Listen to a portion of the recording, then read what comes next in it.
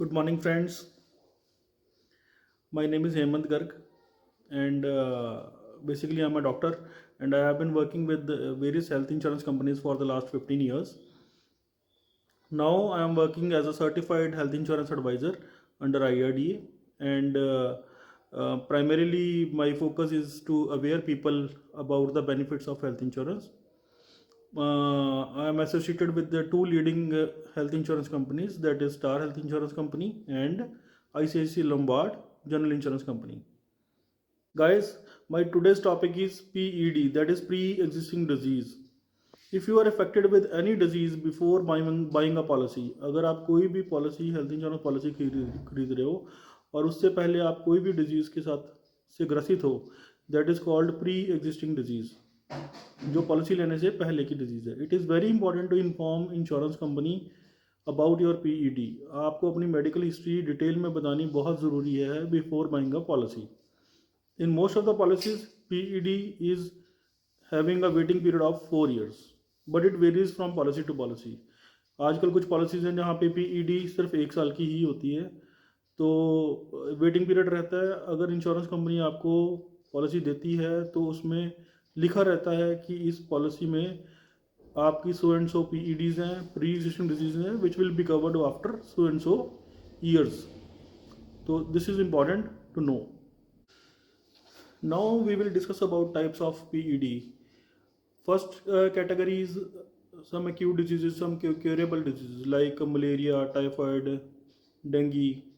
So in these cases, ऐसी बीमारियों में इंसान ठीक हो जाता है once he gets affected with dengue. अगर वो 5-7 दिन बीमार रहा, उसके बाद धीरे धीरे रिकवरी होनी शुरू हो जाती है. Same is the case with malaria or gastroenteritis or such kind of diseases which are curable. So in that cases insurance company does not mind. Insurance company आपको पॉलिसी दे देती है विदाउट एनी पीईडी, क्योंकि उन पीईडीज उन disease का जो है दोबारा होना ना होना इतना मैटर नहीं करता. वो पुरानी बीमारी ठीक हो चुकी है, दोबारा उसका सब्सिक्वेंटली वापस आना के चांसेस नेग्लिजिबल होते हैं, और वो एक नॉर्मल इंसान को भी उतने ही प्रॉबिलिटी है उसकी होने की जिसको हो चुकी है उसके कंपैरिजन. दूसरी कैटेगरी है कुछ chronic disease like diabetes, hypertension और osteoarthritis, such kind of disease where in insurance company इसको पीईडी की कैटेगरी में मेंशन करती है, पॉलिसी में मेंशन करती है, और इसका वेटिंग पीरियड होता है. In most of the policies it is for 4 years. Third category is if there is some history of critical disease like some malignancy, carcinoma, autoimmune diseases or renal failure, like dialysis patient. So in that cases these are decline risk. So in such cases insurance company does not take the liability and does not give medical cover or health policy to the client. In these cases policy जो है decline हो जाती है और insurance company client को नहीं देती, policy नहीं देती. दोस्तों, further we will discuss about the importance of mentioning PED in the policy. Policy लेने से पहले हमें पीईडी, अपनी बीमारियां, जो प्री एग्जिस्टिंग कोई भी बीमारी है तो उसको बताना बहुत ज़रूरी है. Never get distracted if someone is guiding you, I should say misguiding you, कि पीईडी मत मेंशन करो and later on we will take the claim.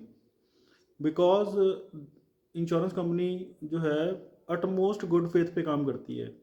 Utmost good faith means that both the parties will act honestly, and there will not be any concealment of medical history or other materialistic facts. कोई भी दोनों insurance company या client, customer, policy holder जो है कोई भी बात छुपा नहीं सकता, otherwise it would be counted as a breach of contract.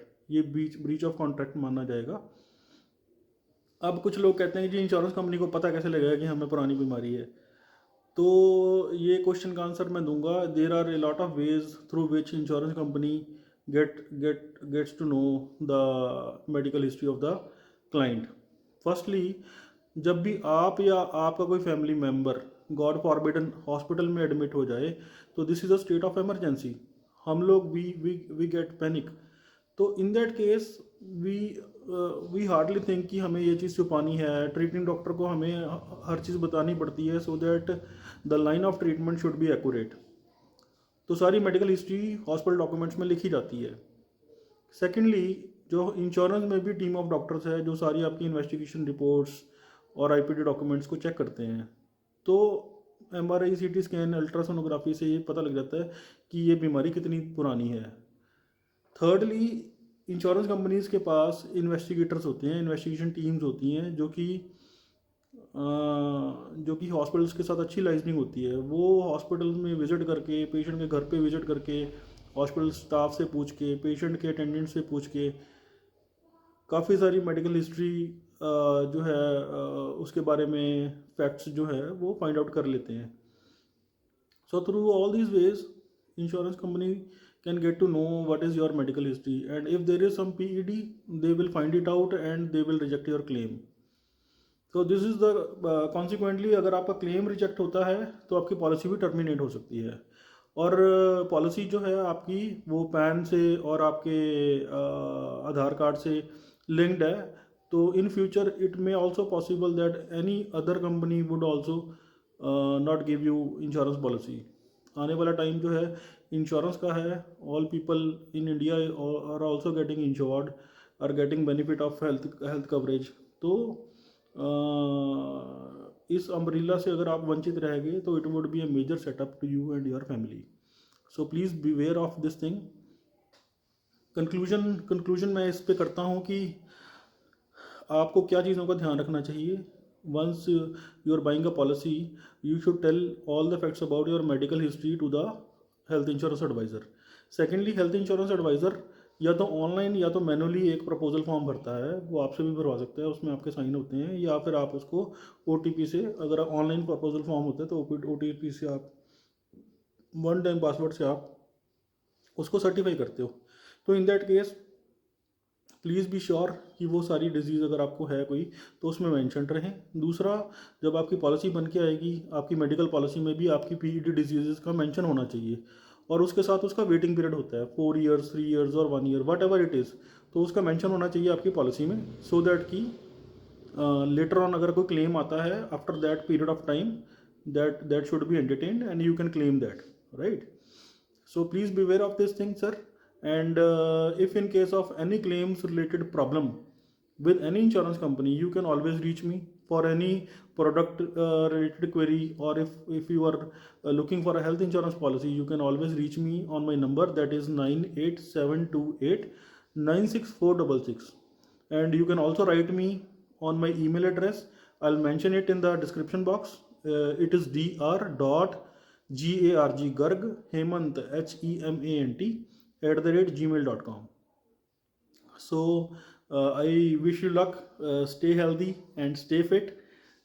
Goodbye दोस्तों।